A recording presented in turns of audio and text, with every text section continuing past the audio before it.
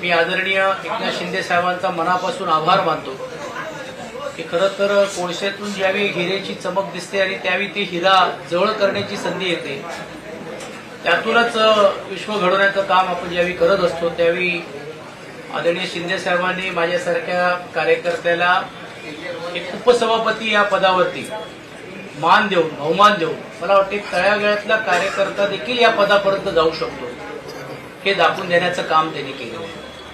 स्वर्गीय बाळासाहेब ठाकरेजी असतील, स्वर्गीय आनंद दिघेजी असतील, ह्यांची प्रेरणा घेऊन ते सीएम पदाचा ज्यावेळी ते घेऊन काम करत होते त्यावेळी कॉमन मॅन ही एक ख्याती त्यांना मिळाली होती.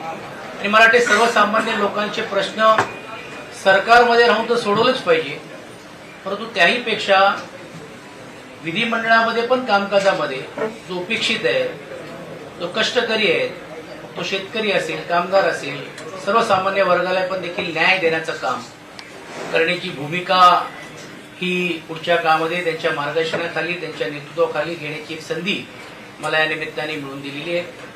अर्थात उपसभापती पदामध्ये अनेक लोकांची नावं घेण्यासारखी आहेत.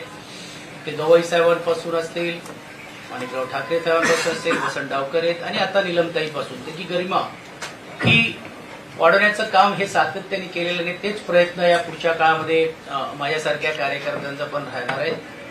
हे करत असताना पण देखील पक्ष संघटना अजून कशी वाढेल, विशेषतः ग्रामीण भागामध्ये पण देखील आज पक्ष संघटना वाढलेलीच आहे, परंतु ज्या भागामध्ये लोकप्रतिनिधी नाही त्या भागामध्ये अजून ताकद कशी या शहरामध्ये आणि विशेषतः भागामध्ये आपल्याला निर्माण करता येईल हा बघण्याचा मानस घेऊन मी आदरणीय शिंदे साहेबांबरोबर जिद्दीने आणि जोमाने काम करण्याचा निर्णय घेतलेला आहे आणि त्यांनी मला हे बहुमान दिल्याबद्दल मी त्यांचे आभार मानतो. मला या गोष्टीची जाणीव आहे की अनेक राजकीय प्रश्न आपल्या मनामध्ये पण आहेत, पण तो वेळेवरती कशा पद्धतीने उत्तर द्यायचं, कशा पद्धतीने त्याच्याबद्दल बोलायचे हे एक वेगळ्या व्यासपीठावरती आपल्याला सर्वांना बोलता येईल.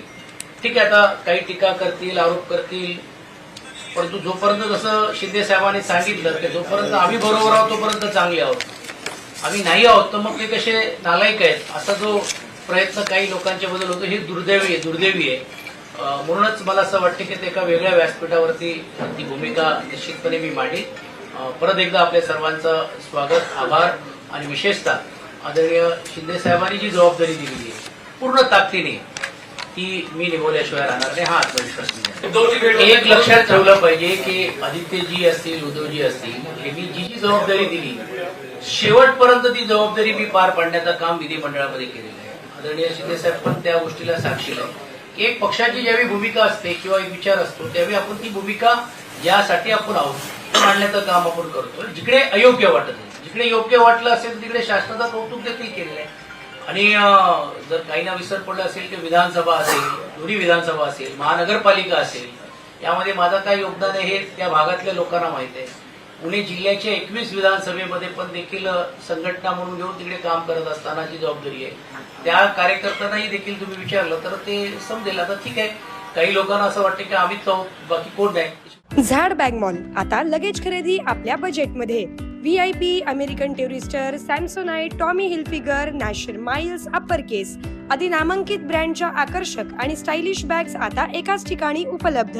भरपूर व्हरायटीज, 75% भरघोस डिस्काउंट, पार्किंग व लिफ्टची सोय. किंमत फक्त 199 रुपयांपासून पुढे. झाड बॅग मॉल 39/8 हेरिटेज गार्डन समोर, गांधीनगर चौक, 7 रस्ता, सोलापूर.